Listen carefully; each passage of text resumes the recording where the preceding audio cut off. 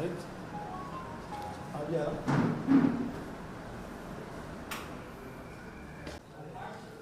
కూటమి పాలన అంతానికి ఆరంభమైంది.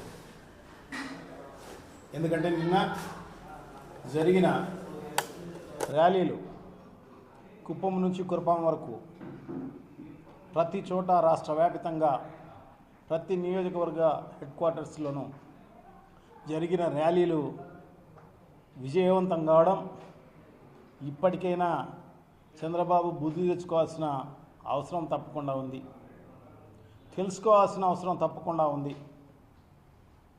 ఎందుకంటే ఎలక్షన్లలో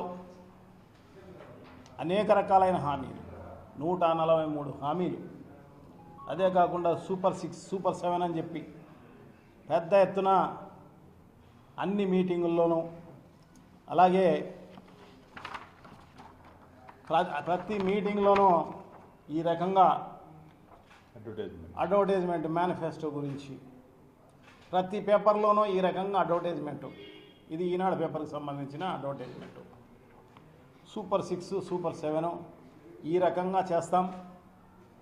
సో తప్పకుండా, ఎందుకంటే ఆ జూన్ 24, 2024 జూన్లోనే ఈ పథకాలన్నీ కూడా మొదలు పెడతాం. ప్రతి ఇంటికి ఎవరెవరైతే లబ్ధిదారులు ఉన్నారో, ఎంతైతే వాళ్ళకి లబ్ధి చేకూరుతుందో అవన్నీ కూడా క్యాలిక్యులేట్ చేసి ప్రతి ఇంటికి ఈ విధంగా బాండ్లు ఇవ్వడం జరిగింది. ఏది? పవన్ కళ్యాణ్ సంతకము, చంద్రబాబు నాయుడు గారి సంతకం. ఎందుకో బీజేపీ లేదు దీంట్లో, వాళ్ళకి ముందే తెలిసేమో. చంద్రబాబు నాయుడు ఎట్లా ఇచ్చేది లేదు, పోయేది లేదు, ఎందుకు అనవసరంగా మనం ఇరుక్కోవడం అని వాళ్ళు సంతకం చేసినట్టు లేదు. సో ఈ రకంగా రాష్ట్ర వ్యాపితంగా ఎన్ని ఇళ్ళు ఉన్నాయో అన్ని ఇళ్లలోనూ ఈ బాండ్ పేపర్లు ఇవ్వడం జరిగింది. సో ఇదంతా లెక్కే. వాళ్ళందరికీ కూడా ఎంత నష్టపోయినామని ప్రతిరోజు క్యాలిక్యులేషనే ఉంటుందన్నమాట వాళ్ళకు. మనమేదో కబుర్లు చెప్పడమో, ఏదో అబద్ధాలు చెబితే వాళ్ళు ఏదో నమ్ముతారులే అని చెప్పేసి అనుకోవడం నిజంగా మనం వెరితనం అయిపోతుంది నిజంగానే. సో తప్పకుండా ఇది ఎన్నో రోజులు అబద్ధాలు చెప్తే నమ్మే పరిస్థితి లేదు. ఏదో కొన్ని రోజులైతే అందంగా ఉంటుందేమో, ఎన్నో 2 ఏళ్ళైనా ఇదే అబద్ధాలు చెప్తూ ఉంటే నిజంగా కూడా ప్రజలే ఆశ్చర్యపోతున్నారు అన్నమాట. తిమ్మిని బమ్మిని చేసే కార్యక్రమం ఎలా చేయవచ్చు అని చెప్పేసి. కానీ ప్రజలు చాలా విఘ్నులు. ప్రతిరోజు క్యాలిక్యులేషన్ ఉంది వాళ్ళకు, ఎంత నష్టపోయినామో ఏం కథ అనేదంతా కూడా. మనం చెప్తే అబద్ధాలన్నీ కూడా నమ్మే పరిస్థితుల్లో వాళ్ళు లేరు. అందుకోసమే ఈ ర్యాలీలన్నీ పెద్ద ఎత్తున అన్ని చోట్ల విజయవంతమైనాయంటే ప్రజల భాగస్వామ్యం ఆ రకంగా ఉంది అని అర్థం. నిన్న కూడా నిస్సిగ్గుగా తిరుపతి వాళ్ళ విజయోత్సవ సభ అని చెప్పేసి తిరుపతిలో పెట్టడం జరిగింది. ఎన్ని అబద్ధాలంటే నిజంగా కూడా ఆశ్చర్యం వేస్తుంది. అన్ని అబద్ధాలే, ప్రజలకు బాగా తెలుసు ఇవి అబద్ధాలు, ఆయన అబద్ధం చెప్తున్నాడు అని చెప్పేసి. కానీ అతను ఏదో పోలీసు ప్రభుత్వంలో ఉన్నారు కాబట్టి పోలీసులు అండతో ఏమైనా చేస్తారు, ఎందుకు ఇబ్బందిలే అని చెప్పేసి వాళ్ళు క్వశ్చన్ చేయడం మానేస్తారు తప్ప తప్పుడు కేసులు పెట్టి అనేక రకాలుగా ఇబ్బందులు పాలు చేస్తారు అన్న ఉద్దేశంతో వాళ్ళు మాట్లాడకపోవచ్చు ప్రజలు. సో ఖచ్చితంగా వాళ్ళు ఎప్పుడు చూపెట్టాలనో అప్పుడు చూపెడతారు. ఎలక్షన్లలో బ్రహ్మాండంగా చూపెడతారు. నిన్న ర్యాలీలలో పెద్ద ఎత్తున మీకు ఆ రకంగా చూపించడం జరిగింది. ఇప్పటికైనా తెలివి తెచ్చుకోవాల్సిన అవసరం తప్పకుండా ఉంది.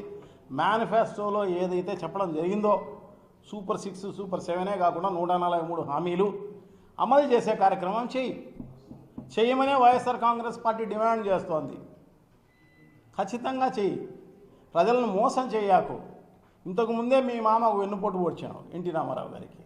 సో ఇప్పుడు మాకందరికీ వెన్నుపోటు పొడుస్తున్నామని చెప్పేసి ప్రజలందరూ కూడా భావిస్తున్నారన్నమాట. సో తప్పకుండా ఇవన్నీ చేయమని చెప్పేసి ప్రజల తరఫున వైఎస్ఆర్ కాంగ్రెస్ పార్టీ డిమాండ్ చేస్తుంది. ఎందుకంటే ఒక ప్రతిపక్షంలో ఉన్నాం, ఖచ్చితంగా ఏదైనా ప్రజలకు వచ్చిన సమస్యలు అయితేనేమి, ప్రజలకున్న ఇబ్బందులు అయితేనేమి, ఇవన్నీ కూడా ప్రభుత్వ దృష్టికి తీసుకొచ్చే కార్యక్రమం తప్పకుండా చేస్తాం మేము. దాంట్లో భాగంగానే ఈ రకంగా తప్పులు జరుగుతున్నాయని చెప్పేసి మీకు తెలియజేయడం కోసమే నిన్న ఆ విధంగా వెన్నుపోటుకు 2 ఏళ్ళు అనే కార్యక్రమంలో భాగంగా పెద్ద ఎత్తున ఈ ర్యాలీలు చేసే కార్యక్రమం చేయడం జరిగింది. మా పార్టిసిపేషన్, వైఎస్ఆర్ కాంగ్రెస్ పార్టీ నాయకుల పార్టిసిపేషన్ చాలా తక్కువ. దాంట్లో నిజంగా ప్రజలే స్వచ్ఛందంగా పాల్గొన్న కార్యక్రమం అన్నమాట ఎక్కడ చూసినా. అందుకోసమే ఎక్కడ చూసినా వేలాది మంది, ఏ ఊరిలో చూసినా వేలాది మంది పాల్గొన్న పరిస్థితి మనం చూసినామని చెప్పేసి మీకు అందరికీ కూడా తెలియజేసుకుంటున్నాను. నిజంగా నేనైతే కళ్ళ ఎదురుగా చూడడం జరిగింది. సో వాళ్ళలో ఉన్న ఆ కసి కనపడుతోందన్నమాట. సో ఇప్పటికైనా ఈ కూటమి పరిపాలకులు తెలుసుకోవాల్సిన అవసరం తప్పకుండా ఉంది. ఇవన్నీ కూడా ఆచరించాల్సిన అవసరం తప్పకుండా ఉంది. చాలా దారుణం. అందరినీ మోసం చేయడమే. మహిళలను మోసం చేస్తే దానికి సంబంధించి వాళ్ళకి ఇవ్వవలసిన వాళ్ళకి సంబంధించి నీకు 18,000 అని చెప్పి వాళ్ళకు మొత్తం ఎగరగొట్టే కార్యక్రమం చేయడం జరిగింది. ఎంతమంది మహిళలు ఉంటే అంతమందికి ఇస్తామని చెప్పి ఇచ్చిన పరిస్థితి లేదు. సో ఇదే కాదు, మనకు సంబంధించి పిల్లలైతే ఎంతమంది పిల్లలు ఉంటే అంతమందికి ఇస్తామని చెప్పి దాంట్లో 30 లక్షల మందికి పిల్లలకి ఎగరగొట్టి 15,000 రూపాయలు ఇస్తామని చెప్పి దాంట్లో 9,000, 8,000, 7,000, 6,000 వేసి చేతులు దులుపుకున్న పరిస్థితి అన్నమాట. మొదటి సంవత్సరం ఉరివేలేదు. ఈ సంక్షేమ కార్యక్రమాలు ఒక్కటిలే మొదటి సంవత్సరం. రెండో సంవత్సరం ఈ రకంగా ఆరాకొరా ఇచ్చే కార్యక్రమం జరుగుతోంది. నిరుద్యోగులకు సంబంధించి కూడా నిరుద్యోగులందరికీ కూడా ప్రతి ఒక్కరికి ఉద్యోగం ఇస్తామని చెప్పేసి, ఒకవేళ ఉద్యోగం ఇవ్వకపోతే వాళ్ళందరికీ 3,000 రూపాయలు నిరుద్యోగ వృత్తి ఇస్తామని చెప్పి అబద్ధాలు చెప్పి వాళ్ళందరినీ మోసం చేసి ఆ రకంగా వాళ్ళకు నిరుద్యోగ వృత్తి ఇచ్చింది లేదు, వాళ్ళకు ఉద్యోగం ఇచ్చిన పరిస్థితి లేదు. ఏదో డిఎస్సి మొదటి సంతకమే చేస్తామని చెప్పడం జరిగింది. ప్రభుత్వం వస్తానే మొదటి సంతకమే చేస్తామని. మరి మొదటి సంతకం చేసినావో లేదో కానీ ఒక సంవత్సరం తర్వాత జరిగిన డిఎస్సిలో ఈ రకంగా మోసాలు ఎక్కడ చూసినా ఎంత స్కామ్ చేయడం జరిగింది. లక్షలాది మంది టీచర్లందరూ కూడా నిరుద్యోగ యువకులందరూ కూడా నిజంగా కూడా నష్టపోవడం జరిగింది అన్నమాట. వాళ్ళందరూ కూడా అన్యాయం అయిపోవడం జరిగింది. 15 లక్షల నుంచి 20 లక్షల రూపాయలు ఒక ఉద్యోగాన్ని ఈ స్పోర్ట్స్ కోటా అని చెప్పేసి, తర్వాత వికలాంగుల కోటా అని చెప్పేసి నిజంగా కూడా వాళ్ళు స్పోర్ట్స్ పరీక్ష రాయకపోయినా, డిఎస్సి పరీక్ష రాయకపోయినా కూడా వాళ్ళకు స్పోర్ట్స్కి సంబంధించిన సర్టిఫికెట్ ఉంటే చాలు ఉద్యోగం ఇచ్చిన జీవో రిలీజ్ చేసి మళ్ళీ ఆ జీవో ఇప్పుడు కాండడం లేదు, తీసేయడం జరిగింది. ఇట్లా తాత్కాలికంగా నీ ప్రయోజనాల కోసం నువ్వు చేసినావనేది అందరికీ ప్రజలకు కళ్ళ కట్టినట్టు కనబడుతోంది. సో ఇంతవరకు విద్యాశాఖ మంత్రి ప్రెస్ మీట్ పెట్టిన పరిస్థితి లేదు, ప్రభుత్వం ఆన్సర్ ఇచ్చిన పరిస్థితి లేదు. అధికారులు ముందుకు వస్తున్నారు తప్ప మంత్రులు కానీ మిగతా మంత్రులు కానీ ఎవరు ప్రభుత్వానికి సంబంధించిన వాళ్ళు ఎవరు ముందుకు వచ్చిన పరిస్థితి లేదు ప్రెస్కు ముందుకు. సో ఈ రకంగా జరుగుతుందని చెప్పేసి మేము చేసింది కరెక్ట్ అని చెప్పి చెప్పాల్సింది. వాళ్ళకే తెలుసు తప్పు జరిగిపోయిందని చెప్పేసి. ఎంత దారుణం! ఉద్యోగస్తులను అలాగే మోసం చేయడం జరిగింది. వాళ్ళకి పిఆర్సీ ఇస్తామని చెప్పేసి, ఐఆర్ ఇస్తామని చెప్పేసి, అదే కాకుండా పాత పెన్షన్ పథకం ఇస్తామని చెప్పి ఆ రకంగా మోసం చేసే కార్యక్రమం చేయడం జరిగింది. ఇప్పుడు 36,000 కోట్ల రూపాయలు వాళ్ళకి అరియర్స్ బాకీ ఉన్న పరిస్థితి ఉంది. ఆ రకంగా ఉద్యోగస్తులను ఆ రకంగా మోసం చేయడం జరిగింది. రైతులకైతే మరీ దారుణం. రైతులకైతే ప్రతి దశలోనూ జగన్మోహన్ రెడ్డి గారు ఆదుకున్నారు. అటువంటిది ఇప్పుడు మద్దతు ధర అనేది లేదు, విత్తనం ఇచ్చిన పరిస్థితి లేదు, ఎరువులు ఇచ్చిన పరిస్థితి లేదు సకాలంలో. నిజంగా ప్రతి పంటలోనూ నష్టపోయిన పరిస్థితి అన్నమాట ఈ 2 ఏళ్ల కాలంలో.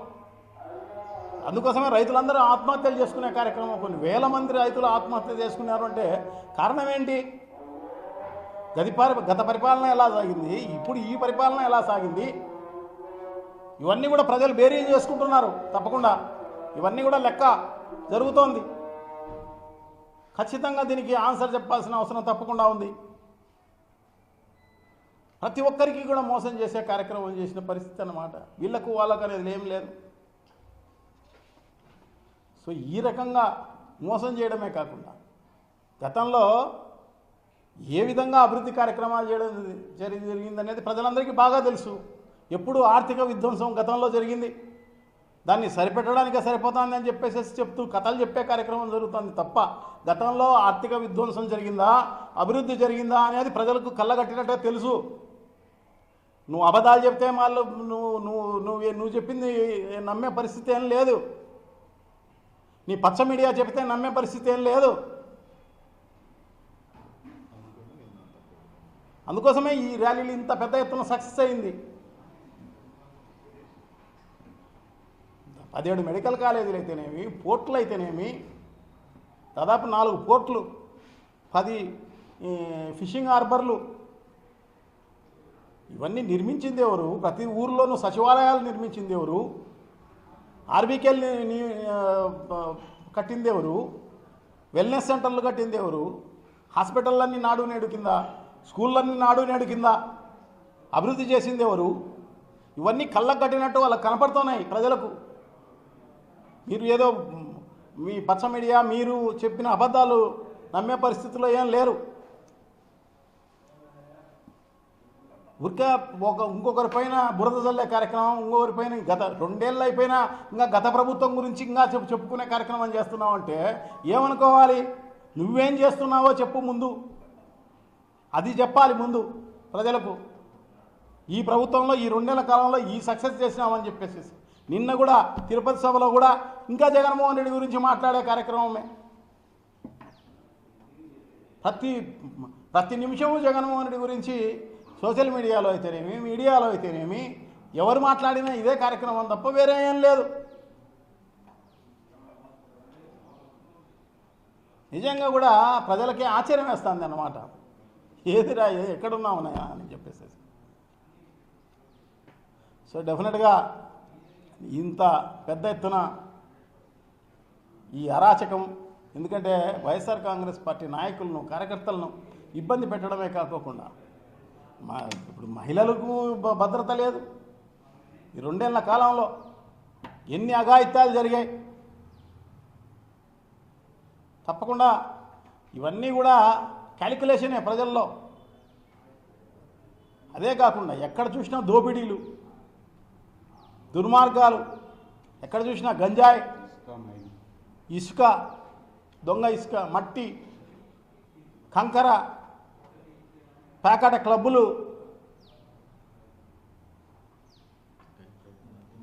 మద్యం షాపులు, ప్రతి 3-4 బాటిళ్లకు ఒక డూప్లికేట్ బాటిల్. మళ్ళీ వాళ్ళెట్ట తాగుతున్నారో ఏమో కానీ నిజంగా ఆ దొంగ బాటిళ్ళు తాగడం అనేది, దొంగ బ్రాందీ బాటిళ్ళు తాగడం అనేది నిజంగా కూడా వాళ్ళ ఆరోగ్యానికి చాలా హానికరం. సో అది కూడా ఏం చేయలేక తాగుతున్నట్టున్నారు వాళ్ళు. ఎక్కడ చూసినా విచ్చలవిడిగా అన్ని స్కామ్లే. పోలవరం నీకు ఒక ఏటీఎం అని గతంలోనే ప్రధానమంత్రి మోడీ గారు చెప్పడం జరిగింది. ఇప్పుడు అమరావతి కొత్త ఏటీఎం. సో ఈ రకంగా ఎక్కడ చూసినా స్కాములు తప్ప నువ్వు చేసిన అభివృద్ధి కార్యక్రమాలు ఎక్కడున్నాయి? రోజు మాటలు కబద్దాలు చెప్పే కార్యక్రమం జరుగుతుంది తప్ప వేరే ఏం లేదు. సో తప్పకుండా ఇంత దారుణమైన పరిపాలనకు నిదర్శనమే నిన్న జరిగిన ర్యాలీలు విజయవంతం అని చెప్పేసి తెలియజేసుకుంటూ, సో డెఫినెట్గా ఈ ర్యాలీలలో పాల్గొన్న నాయకులకు అందరికీ, అలాగే స్వచ్ఛందంగా పాల్గొన్న ప్రజలందరికీ కూడా కృతజ్ఞతలు, అభినందనలు తెలియజేసుకుంటూ సెలవు తీసుకుంటున్నాం. Thank you. నమస్కారం.